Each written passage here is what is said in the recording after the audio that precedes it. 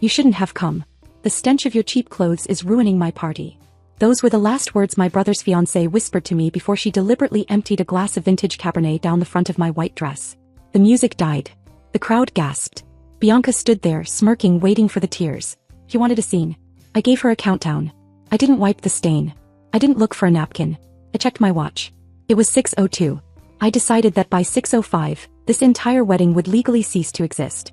Before I tell you how I legally evicted my own brother's wedding party in under 180 seconds, drop a comment and let me know where you're listening from and what time it is for you right now. I want to see how far this story travels. I didn't run to the bathroom. I didn't reach for a tissue. I stood absolutely still, letting the red wine soak into the fabric, turning it cold and heavy against my skin. The crowd was waiting for the breakdown. They wanted the scene where the poor relation runs away sobbing, humiliated by the golden couple. I denied them that satisfaction. Bianca laughed, a light, tinkling sound that was practiced to perfection. She snapped her fingers at a passing waiter, not even looking at him. Get her a napkin. And maybe some club soda, though I doubt it will help that fabric. It looks like polyester.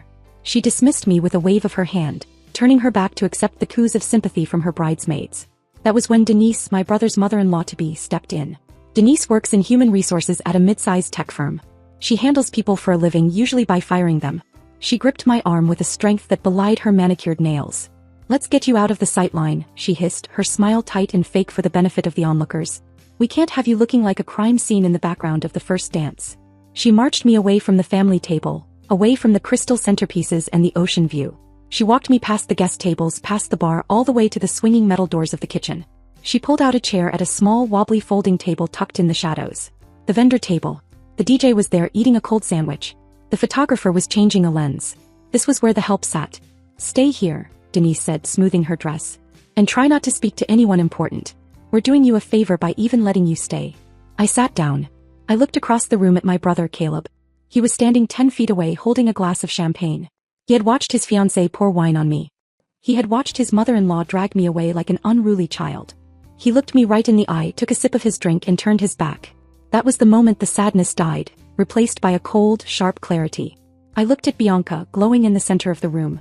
Most people would think she was just a mean girl having a bad day. But I knew better. This was the predator's arithmetic. See, bullies like Bianca don't attack randomly. They do the math.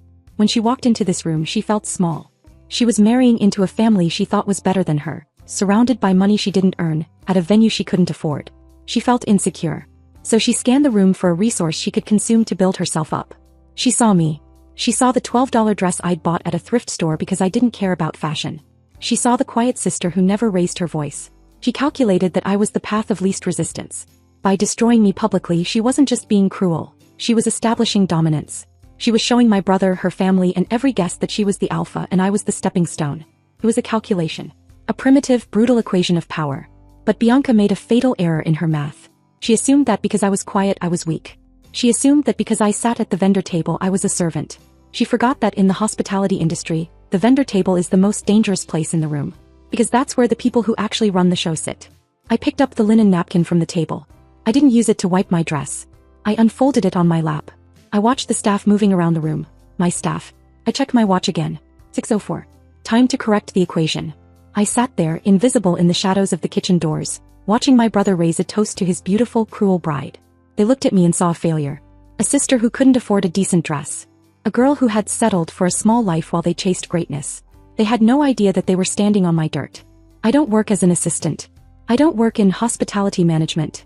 I specialize in distressed commercial real estate. I hunt for dying properties, resorts drowning in debt, hotels facing bankruptcy, assets that banks are desperate to offload, and I buy them for pennies on the dollar. Then I fix them. I bought Obsidian Point 2 years ago when it was nothing but a crumbling liability and a lawsuit waiting to happen. I turned it into the most exclusive venue on the coast. I never told them. I kept my mouth shut and my car cheap because I knew exactly who they were. I knew that if Caleb knew I had money, he wouldn't see a sister. He would see a line of credit. I watched Bianca spin in the center of the dance floor, her dress sweeping across the polished hardwood I had paid to restore. She looked radiant. She looked expensive. And suddenly the invisible ledger opened in my mind.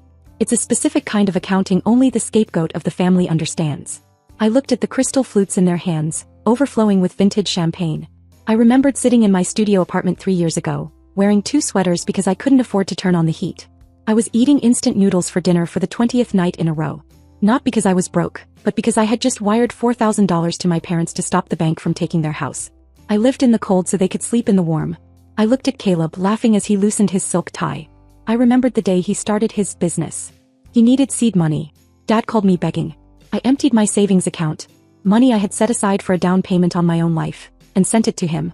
I drove a car with a taped-up window for 2 years so Caleb could drive a BMW to client meetings. I looked back at Bianca, sneering at me from across the room, judging the fabric of my dress. She sees a stain. I see the price of their survival. I realized then that my silence hadn't been humility. It had been a mistake. I had starved myself to feed people who would mock me for being hungry. I had built a kingdom in the dark to protect them, and they used the shadows to hide me away. The ledger was full. The debt was due. I pulled my phone out of my clutch. I didn't open social media. I opened the internal management app for the resort. I saw the event status. Active. I saw the client name. Caleb and Bianca. I scrolled down to the contract section. I didn't need to read it, I wrote it. Clause 14b.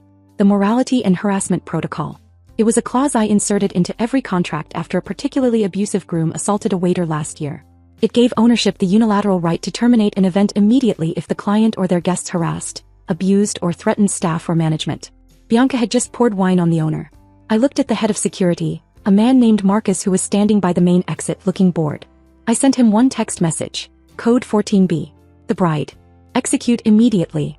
Marcus looked at his phone. He looked at me. His eyes went wide. He tapped his earpiece and started moving toward the stage. I stood up from the vendor table. I didn't smooth my dress. I walked past the photographer, past the DJ, and stepped onto the stage. The music died. The room went silent. It was time to introduce myself. The room didn't just go quiet, it went dead. I climbed the 3 steps to the raised platform where the DJ was busy mixing a top 40 hit. He saw me coming, a wine-stained woman with a look of absolute zero on her face, and opened his mouth to tell me to get lost. He never got the chance. Marcus, my head of security, stepped out from the shadows. He's 6'4" and built like a linebacker. He simply nodded at the DJ and cut the power. The music died with a turntable screech that made half the room wince. Then the house lights slammed on, full brightness, harsh and unforgiving. The romantic, dim ambience vanished, replaced by the stark reality of a conference room. "Hey!" Bianca shrieked from the dance floor, shielding her eyes against the sudden glare. "Who turned on the lights? DJ, what are you doing?" I took the microphone from the stand. It gave a high-pitched feedback whine that made everyone cover their ears. "He's following orders," I said. My voice boomed through the speakers, steady and calm. "And so are you."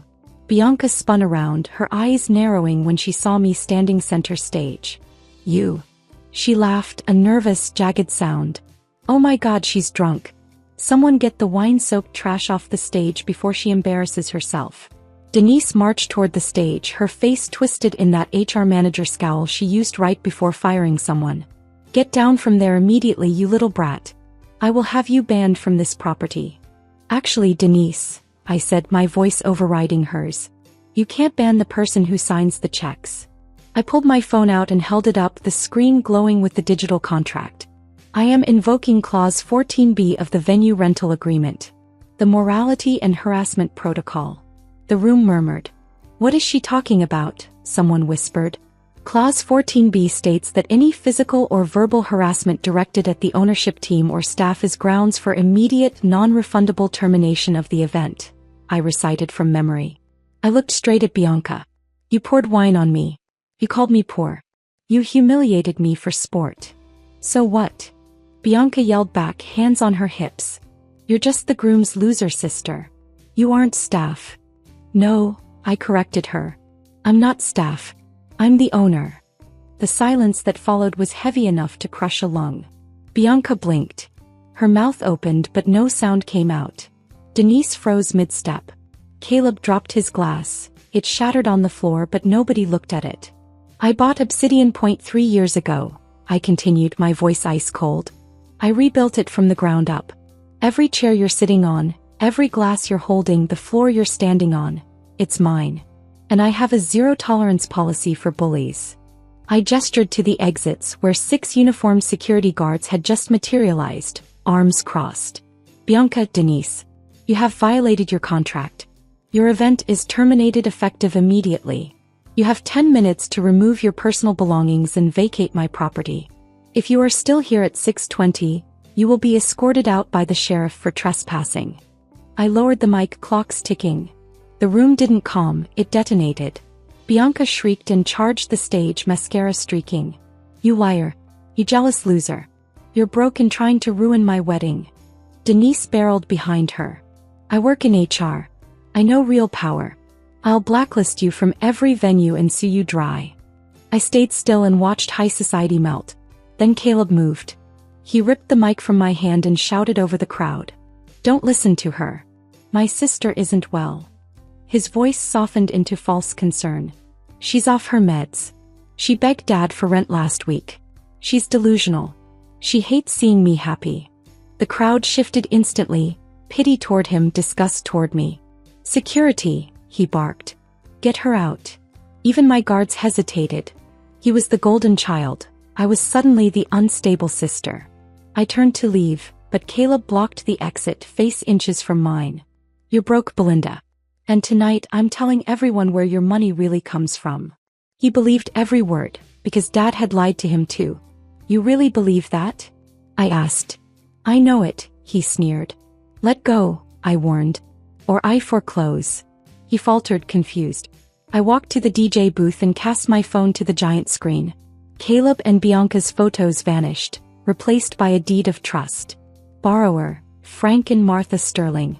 Lender, Obsidian Holdings LLC. Status, delinquent. Gasps.